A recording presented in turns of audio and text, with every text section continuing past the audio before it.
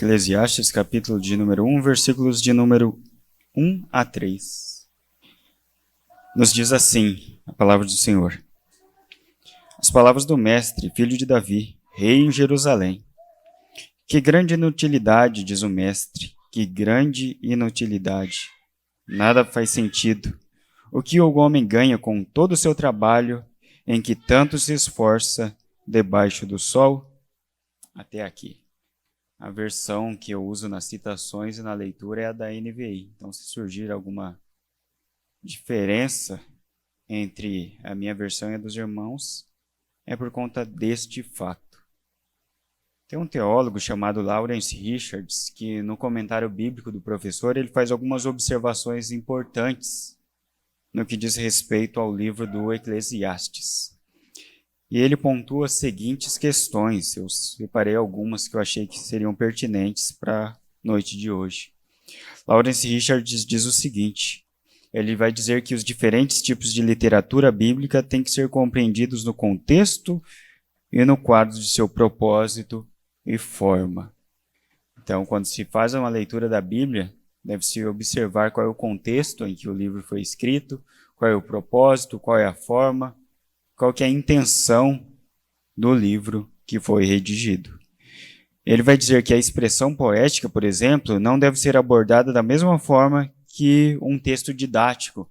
E aí ele vai fazer referência aos textos do Novo Testamento, às epístolas, as cartas do Novo Testamento. Então, por exemplo, um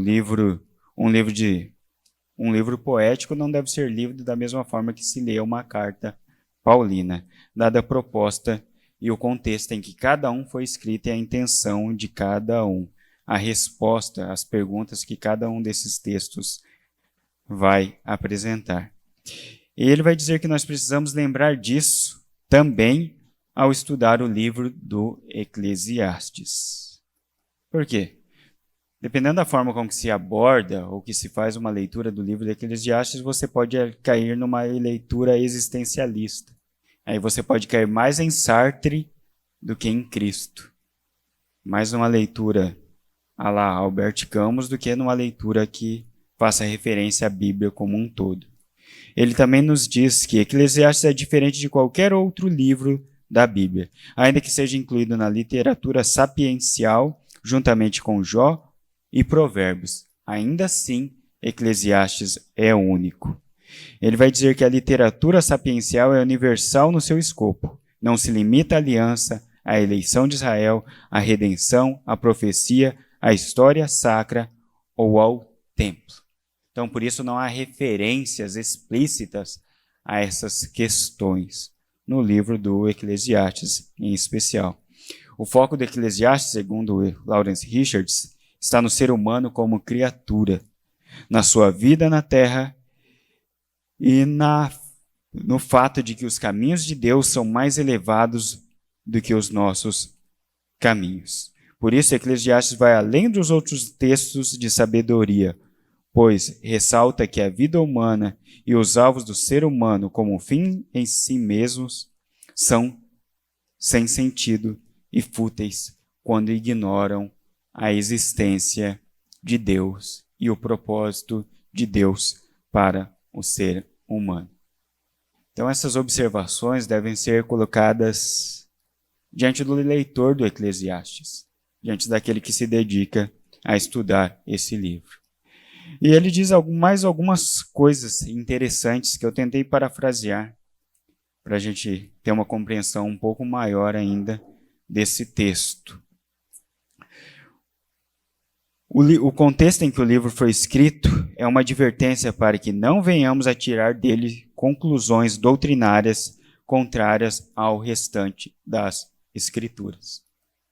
Então, o contexto e a proposta e o propósito do livro devem ser observados, para que nós não venhamos a olhar as partes mais complexas do Eclesiastes e tirar dali algumas conclusões que vão ferir o restante das Escrituras. Norman Geisler também faz essas observações no Manual de Dúvidas, Enigmas e Contradições da Bíblia. Então, se em alguns dos livros da Bíblia ele vai gastar poucas páginas para tratar das contradições, no Eclesiastes ele gasta um pouquinho mais, dado esse contexto em que o livro foi escrito, e para mostrar que o Eclesiastes, se visto dentro desse contexto geral das Escrituras, ele não vai ferir o que a Bíblia diz como um todo. O livro de Eclesiastes comunica o pensamento de Salomão. Logo, isso deve ser observado, e o pensamento de Salomão nem sempre traduz a perspectiva divina. Assim como o nosso pensamento. Nosso pensamento não é canônico. Nossa escrita não é canônica também. E da mesma forma, Salomão, em vários dos momentos na sua redação do Eclesiastes, ele vai dizer coisas que condizem com o seu pensamento, mas não com o pensamento geral das Escrituras. E por mais que o livro contenha verdades, ele nem sempre expressa o pensamento ou a vontade de Deus.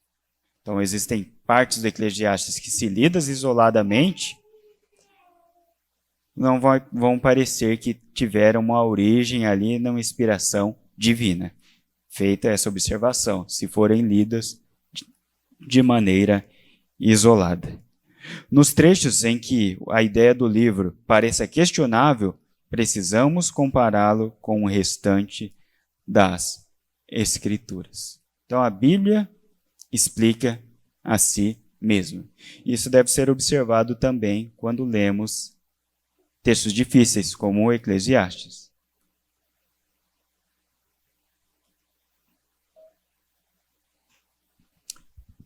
Prosseguindo aqui. A vida não é feita só de milagres. É uma coisa que eu estava pensando e que me levou ao livro do Eclesiastes. A vida não é feita só de milagres, não é feita só do sobrenatural, pelo menos no que diz respeito à nossa percepção de milagres e do sobrenatural. Em algum momento das nossas vidas, chega o tempo em que aos nossos olhos não há nada de novo debaixo do sol.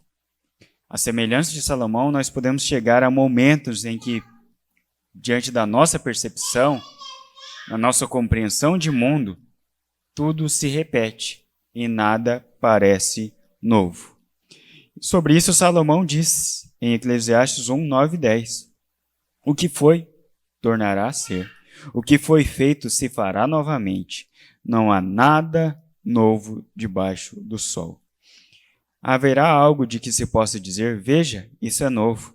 Não, já existiu há muito tempo, bem antes da nossa época. E nesses momentos em que nós parecemos pensar como Salomão, nós podemos ter a memória dos tempos do passado e em contraste com a normalidade do tempo presente. A memória dos tempos do passado, por exemplo, do nosso período de conversão, dos livramentos, dos pecados em que nós éramos escravos e que fomos libertos, e no tempo presente nós podemos nos deparar com a mesmice do momento em que vivemos. E nesses momentos, aos nossos olhos, nós podemos viver como se nada fosse novo debaixo do sol. Como se fosse um momento em que nós clamássemos por uma intervenção divina para que as coisas se tornassem novas. Porque a nossa mente se parece com a mente de Salomão nesse momento. Eclesiastes é as palavras desse homem, Salomão, o homem que diz sobre si mesmo as palavras do mestre, filho de Davi, rei em Jerusalém. Salomão, filho de Davi, o homem que foi coroado rei pouco antes da morte de seu pai. Enquanto seu pai ampliava o reinado por meio das conquistas bélicas, por meio das vitórias nas guerras, Salomão manteve as conquistas do seu pai com diplomacias e sem guerras, através da paz, ou pelo menos uma aparente paz. Esse homem que chegou nesse momento em que começou a pensar que não havia nada de novo debaixo do sol, tinha sobre si uma carga de peso. Pesava sobre ele o fato de fazer parte do povo ao qual Deus se revelou. Então, esse homem que diz que não há nada de novo debaixo do sol, que diz em vários momentos que tudo é inútil e que tudo é vão, tinha diante de si e pesava sobre ele a história do seu povo. Quem era o povo de Salomão? O povo de Israel, o povo da aliança. O povo ao qual Deus se revelou e se revelara. Ele fazia parte do povo de onde vinham os patriarcas, o povo do Êxodo, o povo da lei. Isso pesava sobre ele.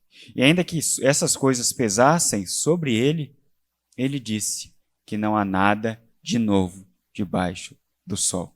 Tudo é vão, tudo é inútil. Pesava também sobre ele o fato de ter experimentado da revelação de Deus. É um homem que ouviu a voz de Deus. Deus deu a ele sabedoria. Deus ouviu uma oração dele, deu uma sabedoria espetacular a ele, que fazia com que o seu entendimento sobre as coisas excedesse ao dos demais homens. Ele sentiu o peso dessa revelação na prática. A sua sabedoria atraía pessoas de fora. A sua sabedoria era comunicável através dos seus textos, dos seus conselhos. Ele provou dessa sabedoria.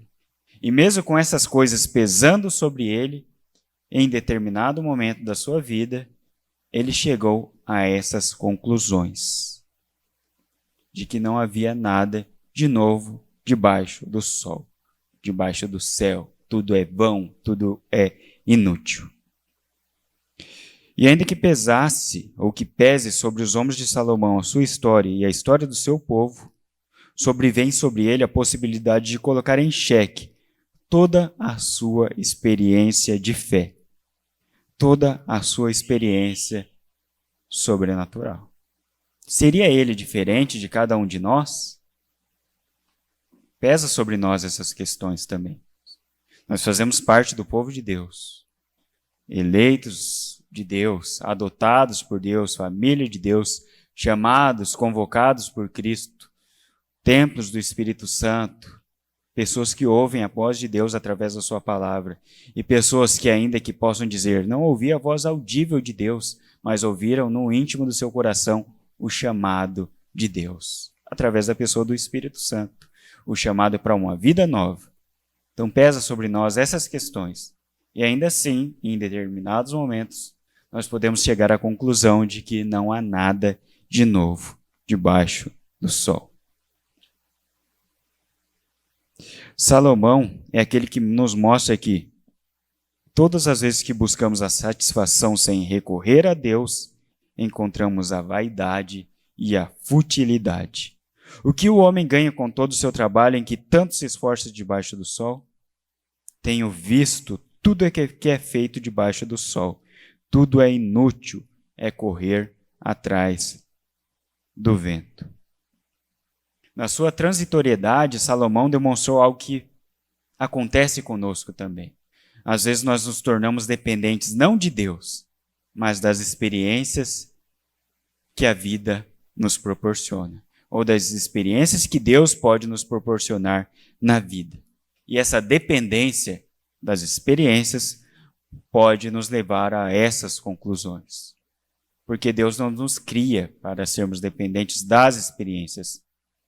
Ele nos chama para sermos dependentes dele. Por isso que no Apocalipse, o grande atrativo da cidade santa não serão as experiências, mas o fato de que Deus estará nela e de que assim como ele é, o veremos. A Bíblia poderia falar sobre parques, sobre tecnologia, sobre tantas outras coisas, mas ela nos fala sobre Deus como sendo atrativo daquele belíssimo lugar onde os salvos estarão. Experiências não faltavam para Salomão. O que faltava para ele era a satisfação que as experiências por si só não podem dar. Experiências ele tinha várias. Ele diz, pensei comigo mesmo, vou experimentar a alegria. Descubra as coisas boas da vida, mas isso também se revelou inútil. As coisas boas da vida para ele se revelaram inúteis, quando isoladas de Deus, que é a fonte da vida. Salomão entra por vários caminhos à procura de paz e de propósito para a sua existência. Ele vai pela via do prazer. Mulheres, fama. das grandes obras, grandes realizações, arquitetura da sua época. Ele vai pela via do êxodo através da plantação de vinhas, criação de belos jardins com árvores exóticas, o acúmulo de posses, como servos, manadas e rebanhos, prata e ouro. Ele tinha sobre seu poder músicos, mulheres. Ele possuía uma reputação universal. Mas quais são as consequências disso? Quando saem dos lábios do próprio Salomão, ele nos diz: tornei-me mais famoso e poderoso do que todos os que viveram em Jerusalém antes de mim, conservando comigo a minha sabedoria. Não me neguei nada do que os meus olhos desejaram. Não me recusei a dar prazer algum ao meu coração. Na verdade, eu me alegrei em todo o meu trabalho. Essa foi a recompensa de todo o meu esforço. Contudo, quando avaliei tudo que as minhas mãos haviam feito e o trabalho que eu tanto me esforçava para realizar, percebi que tudo foi inútil. Foi correr atrás do vento. Não há qualquer proveito no que se faz debaixo do sol. Eclesiastes 2, 9 a 11. Então aqui nós temos um homem sábio, um homem que tinha suas experiências com Deus, um homem que provou as melhores coisas da sua época e mesmo assim não encontrou satisfação. E há um propósito por trás de tudo isso. Um propósito para que a vida de Salomão fosse transformada através da sua reflexão, e há também um propósito para que nós, a igreja, no decorrer das eras, fôssemos edificados através da experiência deste homem. Então, aqui algumas observações que eu gostaria de pensar com os irmãos acerca deste livro.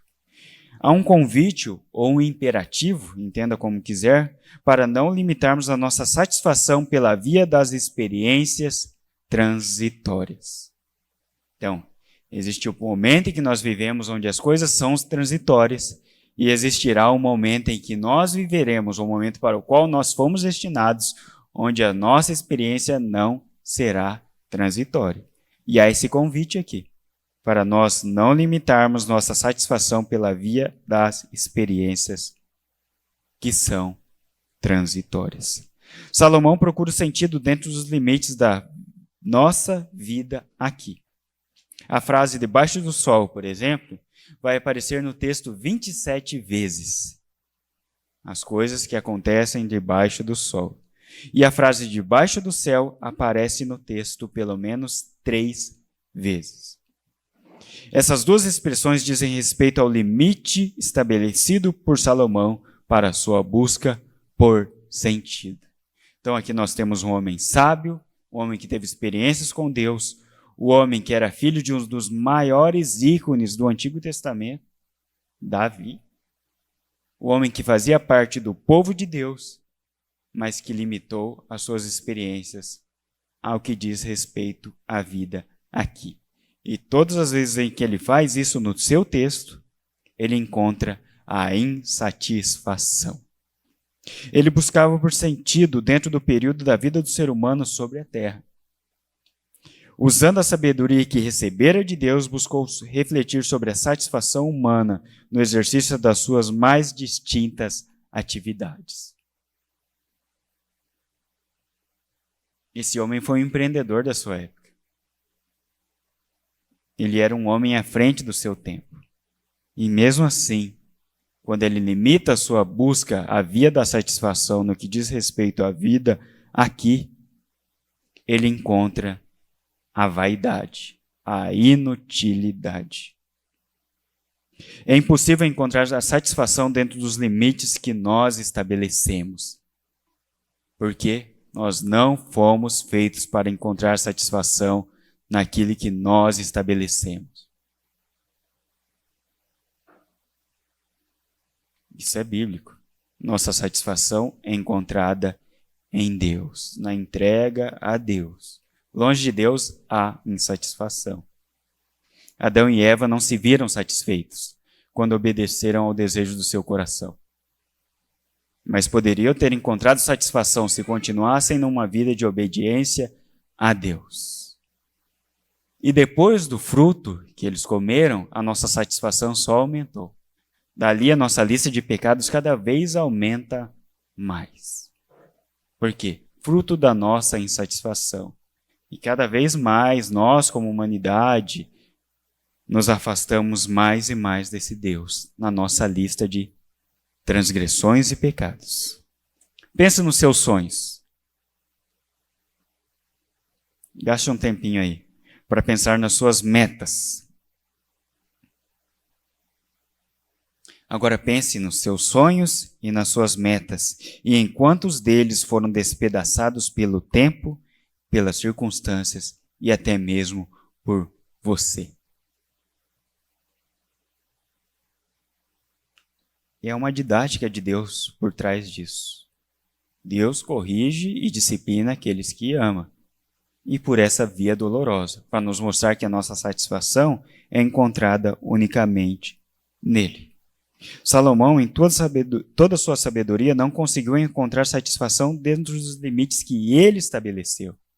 E ele fez coisas que nós, certamente, em nossa existência, não faremos. E na maioria dessas questões, ele obteve sucesso aos olhos humanos. E mesmo assim, ele nos diz: eu me alegrei em todo o meu trabalho, essa foi a recompensa de todo o meu esforço. Mas quando eu avaliei tudo que minhas mãos haviam feito e todo o trabalho que eu tanto me esforcei para realizar, percebi que tudo foi vão, tudo foi inútil. E não há nenhum proveito para tudo que se faz debaixo do sol. Meus êxitos, minha fama, nada trouxe sucesso. Ou o sucesso que eu tanto buscava interiormente. A paz que eu buscava. O sentimento de satisfação. O livro de Eclesiastes é aquele que pergunta a cada um de nós se é possível encontrar satisfação sem Deus. Contentamento, prazer resultante da realização daquilo que se espera ou que se deseja. É possível encontrar esse contentamento sem Deus? O livro de Eclesiastes nos faz essas perguntas. Ele provoca em nós essa inquietação. E se há um Deus, conforme nos diz as Escrituras, conforme o cristianismo tem crido, e conforme eu também creio, então nós fomos feitos para encontrar satisfação e realização nele, e não nas coisas que apontam para ele, que é o doador dessas dádivas. C.S. Lewis escreve: Deus nos criou como um homem inventa uma máquina. O próprio Deus é o combustível que o nosso espírito deve queimar, ou o alimento do qual deve se alimentar. Então, C.S. Lewis aqui faz referência a esse fato de que Deus nos criou e dele somos dependentes. É dele que nos alimentamos. É possível encontrar satisfação no sucesso? Segundo o homem de sucesso Salomão, não é possível encontrar a plenitude da satisfação no sucesso. Você pode encontrar satisfação, mas não em sua plenitude. Porque plenitude é algo que diz respeito a Deus. Cheguei ao ponto de me despedaçar por causa de todo o trabalho que tanto me esforcei debaixo do sol. E o que ele encontrou? Uma satisfação parcial, mas que não o saciava. É possível encontrar satisfação nos êxitos pessoais? A experiência de Salomão mostrou a ele que em plenitude isso não é possível. Em Eclesiastes, o homem que conquista para si encontra o absurdo. Salomão escreve em Eclesiastes 4:8: havia um homem totalmente solitário, não tinha filho nem irmão, trabalhava sem parar. Contudo, seus olhos não se satisfaziam com a sua riqueza. Ele sequer perguntava: para quem estou trabalhando ou para quem estou trabalhando tanto? E por que razão deixo de me divertir? Isso também é absurdo. É um trabalho muito ingrato. Então, em Eclesiastes, o homem que conquista para si encontra o absurdo. E o homem que conquista para a posteridade também encontra o absurdo. Então, tanto você conquistar para os outros, quanto conquistar para si, tendo isso como um fim, como uma meta, aos olhos de Salomão, na sua sabedoria, acaba sendo inútil. O homem pode realizar seu trabalho com sabedoria, conhecimento e habilidade, mas terá que deixar tudo o que possui como herança para alguém que não se esforçou por aquilo. Isso também é um absurdo e uma grande injustiça. Então, na visão de Salomão, não há uma plenitude de satisfação nas obras, nem quando se produz para si, nem como se produz pensando no outro. Mas Salomão nos dá uma resposta para tudo aquilo que nós fomos fazer. E a resposta está em Eclesiastes 12 e 13. A resposta é: tema a Deus. E Eclesiastes 12, 14. Por que temer a Deus? Porque Deus trará a julgamento tudo que foi feito, inclusive tudo que está escondido, seja bom ou seja mal. A resposta de Eclesiastes para a nossa busca por satisfação é: tema a Deus. Porque Deus trará todas as coisas à luz. Tudo será colocado em juízo diante desse Deus, quer seja bom, quer seja mal. Qual é o problema? Que aqui não é o nosso critério de bom ou de mal, mas é a forma com que Deus julga as coisas. Aí já seria o critério dele. É o critério de Deus para aquilo que é bom e mal. Em Deus, a vaidade ou inutilidade se dissipa, e aquilo que parecia banal e transitório encontra sentido, quando feito para a glória e louvor dele. Quando feitos para que Deus seja glorificado. Segundo as Escrituras, o objetivo do êxito na vida presente é apontar para o êxito divino.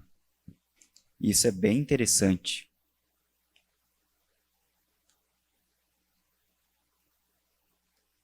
O seu sucesso, o seu êxito, tem um objetivo. É para apontar para o êxito de Deus. É para apontar para aquele que tem êxito em tudo que faz.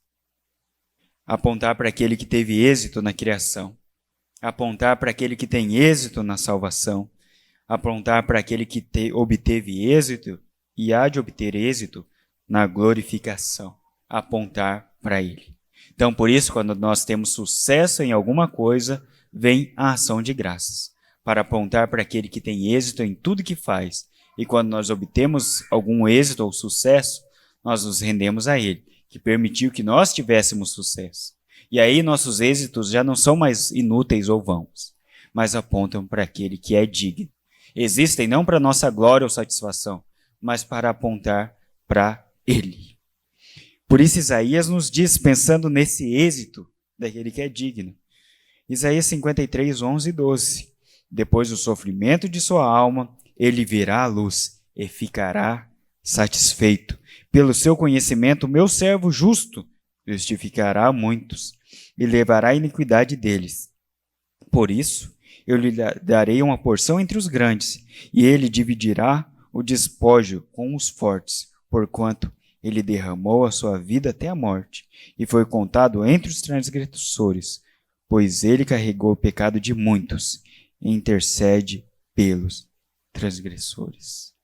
Ele, Cristo, aquele que tem êxito, e aquele, o Filho, em que Deus é glorificado.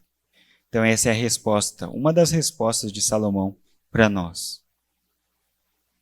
Vivemos para a glória de Deus, para que Deus seja glorificado através das nossas obras. Eclesiastes também nos faz um convite ou um imperativo para não limitarmos nossa vida pela via da satisfação. Satisfação seria o mesmo que contentamento, prazer resultante da realização daquilo que se espera ou do que se deseja. Interessante, né? Satisfação, sinônimo de contentamento. Açaí é sinônimo de amor. Algumas pessoas entenderam. Os outros vão entender mais para frente. Vai ser revelado isso. Satisfação do latim satisfactio é ação ou efeito de se satisfazer ou de se tornar satisfeito. O verbo refere-se a cumprir o que se é devido, prometido, a saciar um apetite ou um desejo. Mas na busca pela satisfação, nesse âmbito humano, Salomão, quando se esquivou de Deus, só encontrou a insatisfação. Essa busca desenfreada pela satisfação ou pelo êxito, quando nós nos esquecemos de Deus, pode converter nossos objetivos que, por mais que sejam nobres, eles podem se transformar em ídolos. Porque o objetivo não é mais fazer com que Deus seja glorificado, mas é fazer algo para a nossa glória, construir a nossa torre de Babel e nos esquivarmos de Deus. Fazer com que o nosso nome seja bem visto, com que nós sejamos lembrados, e não com que Deus seja glorificado.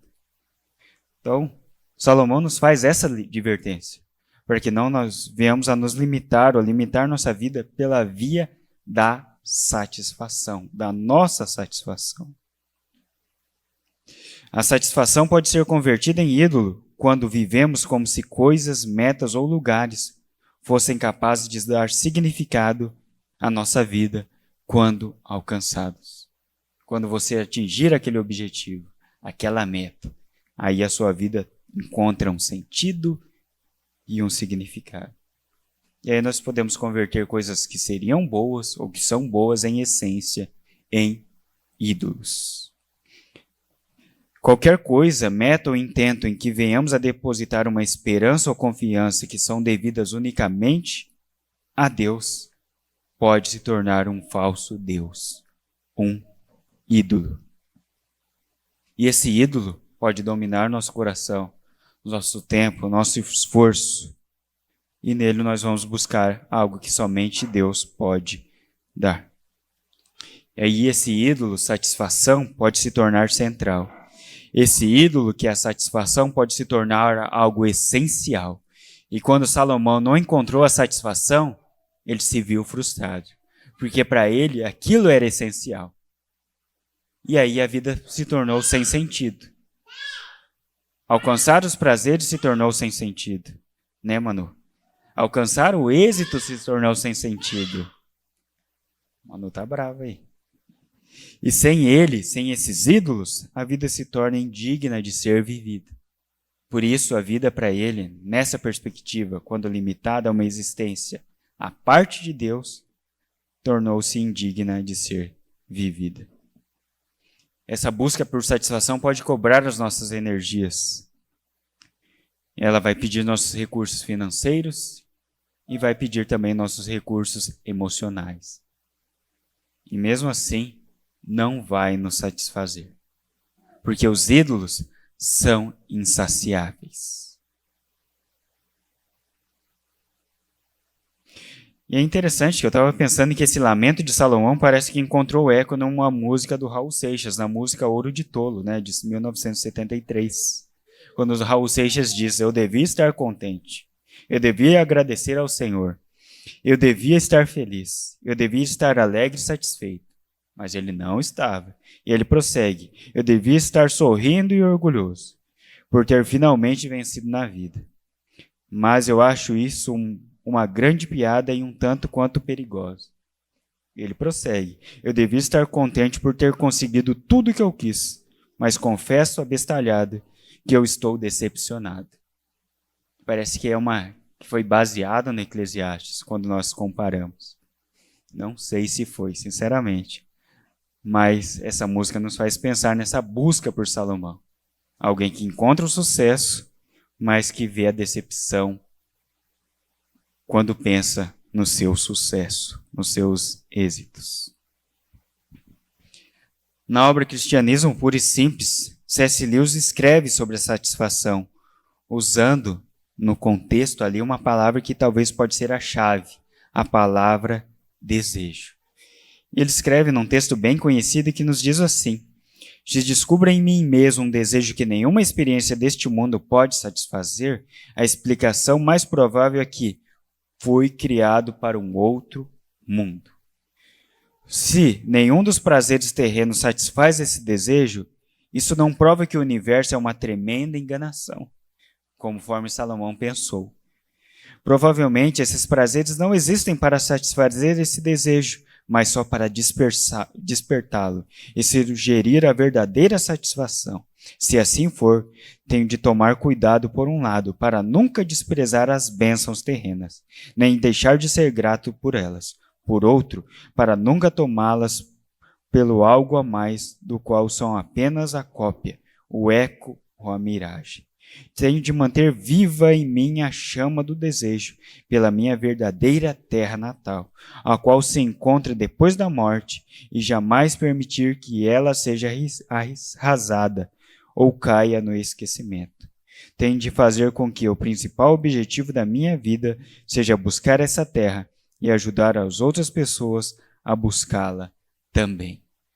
C.S. Lewis olha para as coisas que Salomão viu e alcançou e entende que essas coisas existem para apontar para uma satisfação que é plena. Essas alegrias terrenas e passageiras existem, não porque são inúteis, mas existem para apontar para alguém, que é o doador dessas dádivas, alguém que há de nos satisfazer plenamente. É como se essas coisas fossem para nós como um estímulo, como um horizonte que nos fizesse olhar para Deus e buscar a Deus, pensando: Deus me deu família aqui e êxito com a minha família. Imagine estar diante dele. Deus me deu êxito na minha carreira.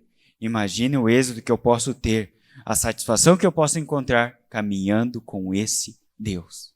Se as coisas que ele me deu me fazem feliz, imagine a felicidade que eu posso encontrar estando com ele. Essa é a compreensão de C.S. Lewis para as coisas que Salomão não havia entendido até o capítulo final do seu livro. Salomão limita a sua busca por satisfação nas coisas que existem para apontar para aquele que satisfaz, para aquele que é o único capaz de satisfazer. Então esse livro de Eclesiastes faz a nós vários alertas. Cuidado com o sucesso sem Deus. Cuidado com a fama sem Deus. E cuidado com uma existência que ignora o porvir. Cuidado. Você pode encontrar a satisfação em uma vida sem Deus, ignorando a existência de Deus pela via do prazer. Encontrar uma satisfação dizendo: estou feliz com as coisas que eu tenho. Isso é extremamente perigoso. Ou você pode encontrar o vazio de uma vida sem Deus, aquele que é o destino da vida humana. Qual o problema de encontrar uma satisfação sem Deus e dizer: estou satisfeito, não preciso dele, não preciso me preocupar com aquilo que há de vir? O problema é que Deus trará a julgamento tudo aquilo que foi feito. Então, ainda que eu o ignore, ainda que eu viva como se ele não existisse, as minhas obras serão julgadas por ele. Esse é o grande problema.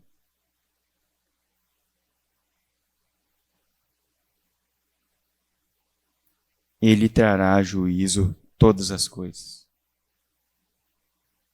Então, tanto a satisfação nas coisas terrenas como a insatisfação são um perigo quando ignoramos o Deus diante do qual haveremos de prestar contas. Hebreus 9:27 faz eco àquilo que Salomão nos diz quando escreve: ao homem está ordenado morrer uma só vez, e depois disso vem o juízo.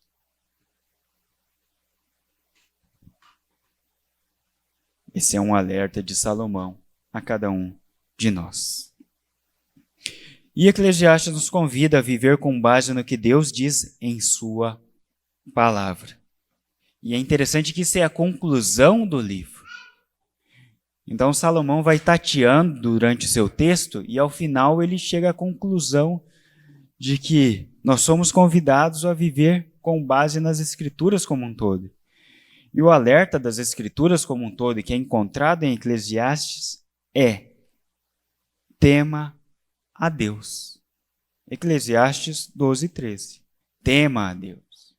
Tema esse Deus, porque Ele trará a julgamento tudo aquilo que foi feito. Tema a Deus. A redenção é progressiva, ou é progressivamente anunciada nas Escrituras. E Salomão viveu antes do advento de Cristo. Salomão tinha um vislumbre daquilo que os apóstolos viram e daquilo que nós veremos. E Salomão tira os seus olhos nesse momento dessa aparente falta de sentido e volta os seus olhos para aquele que é doador da vida. Volta os seus olhos para Deus. E diante da aparente falta de sentido na vida humana, nós somos convidados pelo Eclesiastes a reconhecer que uma vida centrada em Deus é uma vida mais tolerável, mesmo quando diante da nossa incapacidade. Mesmo quando diante das calamidades da vida, quando nós vivemos em temor a Deus, a vida torna-se mais suportável. Por isso, nós somos convidados a colocar o nosso vigor, nossas forças, à disposição desse Deus. E diante de várias atividades que poderiam não ter sentido aos nossos olhos, nós somos chamados a buscar, a optar por atividades que glorifiquem a esse Deus. Esse é o convite de Eclesiastes a nós. Atividades que glorifiquem ao Deus diante do qual haveremos de prestar contas. Nós somos chamados a lembrar que Deus trará a julgamento tudo aquilo que foi feito. E por isso, longe desse Deus, a vida humana se torna vã, repetitiva e inútil. Mas em Deus, a vida humana não é repetida. Não é um ciclo de repetições inúteis. Tanto é que nós haveremos de experimentar e haveremos de ser aquilo que ainda não somos, aquilo que ainda não foi manifesto. Coisas espetaculares estão para acontecer. Mas se nós seguirmos esse conselho de temer a Deus, nós viveremos coisas que são inescrutáveis à nossa mente no presente momento. Mas nós precisamos temer a esse Deus. Nós podemos viver como se a vida humana não possuísse sentido. Ou nós podemos buscar no Criador o sentido para o qual nós existimos.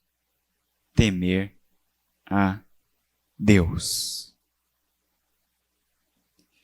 O antídoto de Salomão para a aparente falta de sentido na vida humana é obedecer a Deus, é tema ao Senhor.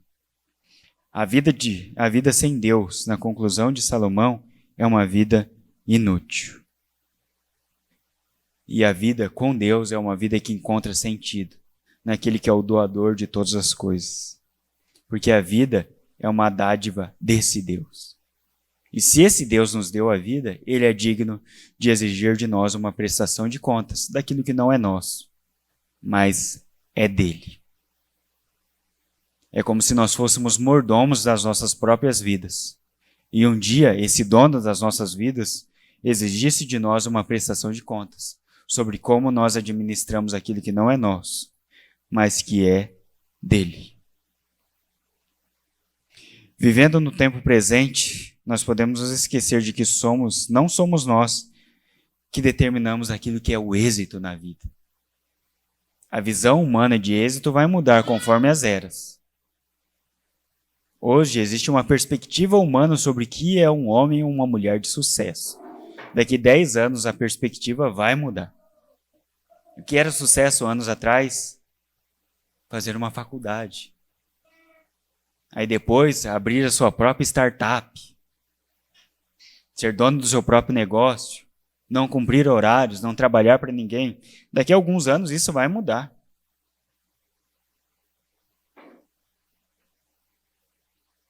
Então não somos nós quem determinamos o que é êxito, o que é sucesso. Não somos nós quem determinamos o que é satisfação. Não somos nós.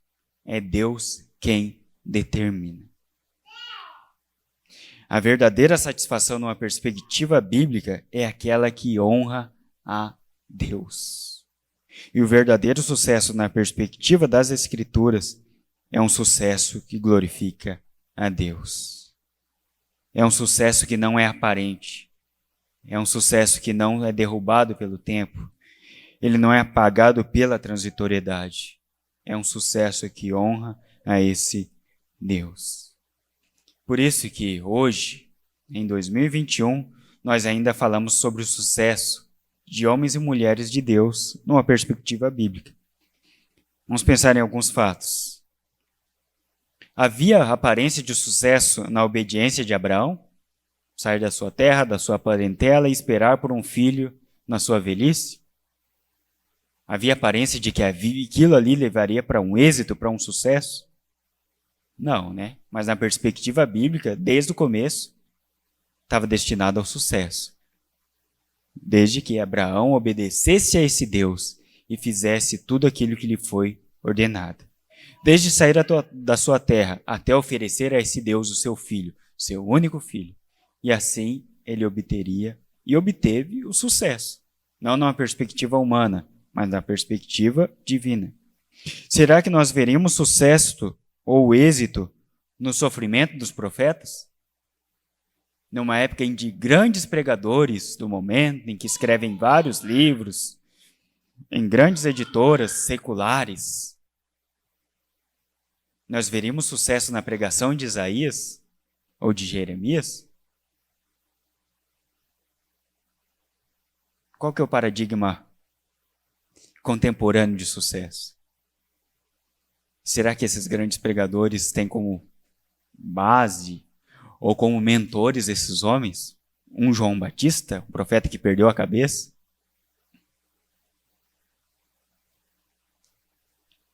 Acreditaríamos no êxito do Evangelho se tivéssemos convivido com os apóstolos, seus dramas e suas falhas?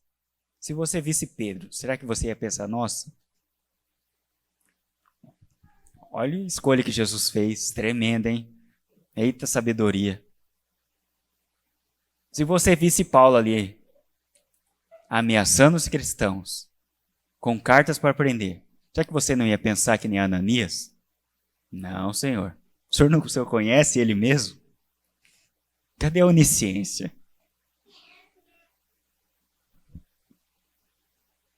Acreditaríamos que um homem em agonia em uma cruz é a resposta para a angústia da existência humana? Será? Se nós fôssemos colocados ali, diante da cruz de Cristo, será que nós olharíamos para aquele homem e diríamos, aqui está a resposta. O ápice da história humana se encontra nesse momento. Será? Todos nós, tal qual ovelhas, nos desviávamos, cada um de nós se voltou para o seu próprio caminho, e o Senhor fez cair sobre ele a iniquidade de todos nós. Segundo Isaías, todos nós caminhávamos rumo à insatisfação. Mas Cristo veio e nos deu a possibilidade de obtermos êxito nele. Então Isaías também pensou sobre a satisfação.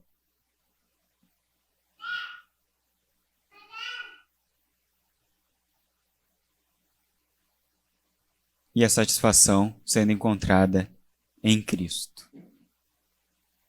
Estávamos todos perdidos. A satisfação encontrada nesse Deus, na pessoa do seu Filho, na pessoa do Filho que nos diz: sem mim nada podeis fazer. João 15:5. Então pesava sobre Salomão sua história e a história do seu povo. A sua história pessoal. Deus falou com ele. Ele recebeu de Deus sabedoria. Ele recebeu das mãos de Deus o poder sobre o reino. E pesa sobre nós ainda mais, porque pesa sobre nós a história de Salomão, a história do povo de Deus e a revelação da vida que há em Cristo. Pesa ainda sobre nós coisas que Salomão não viu e nem pensou em toda a sua sabedoria. Por isso que Hebreus 2:3 diz a nós, mas não disse a Salomão: como escaparemos nós se negligenciarmos tão grande salvação?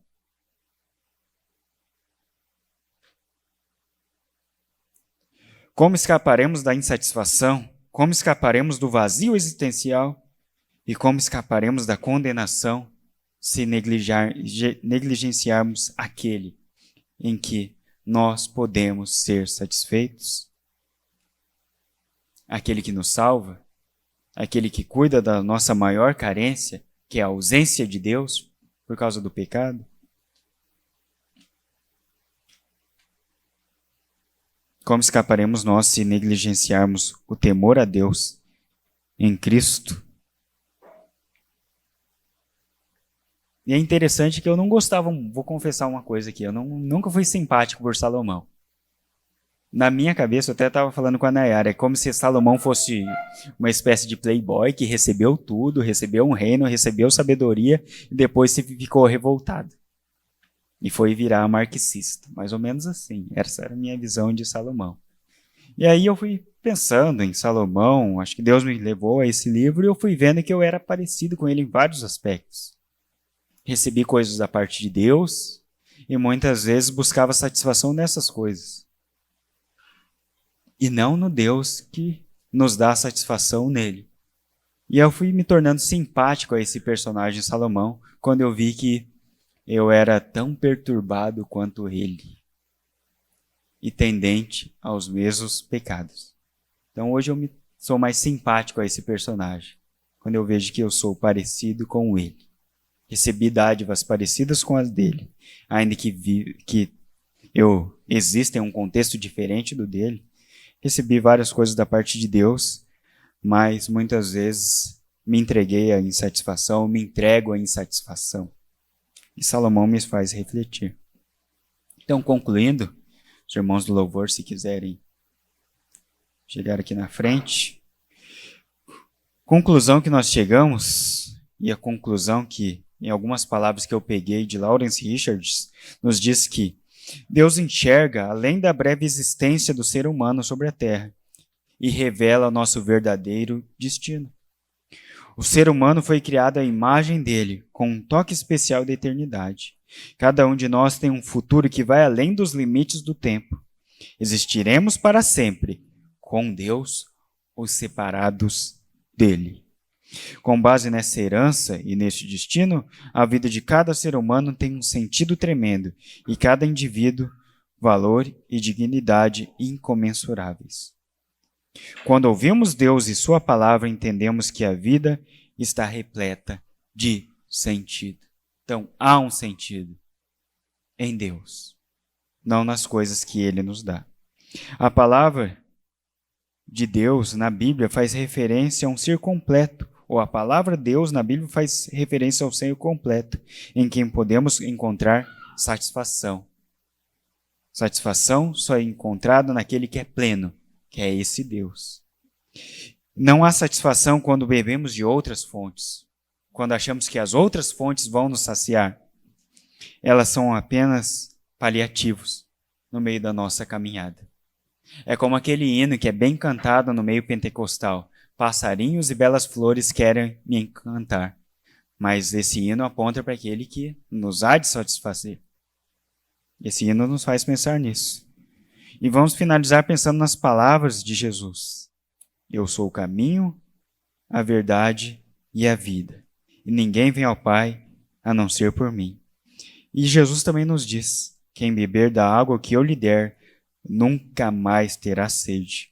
Pelo contrário, a água que eu lhe der se tornará nele uma fonte de água a jorrar para a vida eterna. Amém.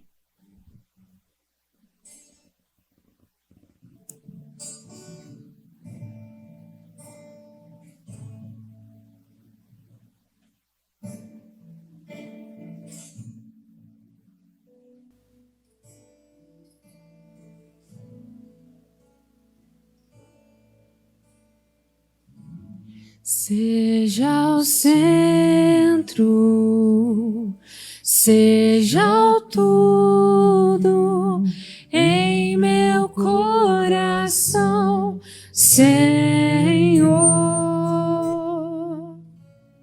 Seja a vida em meu peito, cada dia aqui e eternamente. Jesus,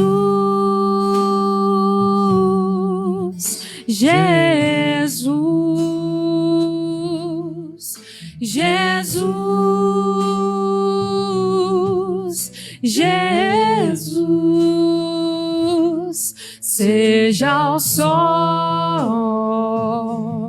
que me aquece em meu coração, Senhor. Seja a força que me sustenta cada dia aqui e eternamente. Jesus, Jesus, Jesus, Jesus, meu tesouro, minha razão de viver, meu anseio é te conhecer, pois não há outro igual a ti, a quem tenho eu além de ti. És minha vida, és a fonte, Jesus. Pois não há outro igual a ti, a quem tenho eu além de ti. És minha vida, és a fonte, Jesus. Jesus, Jesus, Jesus, Jesus. Senhor, que Tu sejas o centro das nossas vidas. Que essa música seja realmente uma oração nossa. Nós te agradecemos, Senhor, louvamos o Teu nome por essa palavra, Senhor, trazida aos nossos corações. Senhor, nos desperta e venha nos transformar. Nos desperta, Senhor, para a realidade, Pai, que nós não somos de nós mesmos, que essa vida não se resume somente ao aqui e ao agora, Senhor, mas que nós somos eternos. Que só Tu pode nos satisfazer plenamente, Senhor. Que nada pode nos preencher. Nada pode ocupar o lugar vazio do nosso coração, senão o Senhor. Ah, Senhor, que tudo na nossa vida aponte para Ti. Todas as coisas que nós fazemos. Tudo que nós somos, Senhor. Que Tu sejas o centro. É a nossa oração, Senhor, como corpo do Senhor, como igreja, Pai. Que cada irmão aqui, Senhor, possa ter isso como uma realidade na sua vida. E que o Senhor venha, Senhor, alcançar os corações vazios.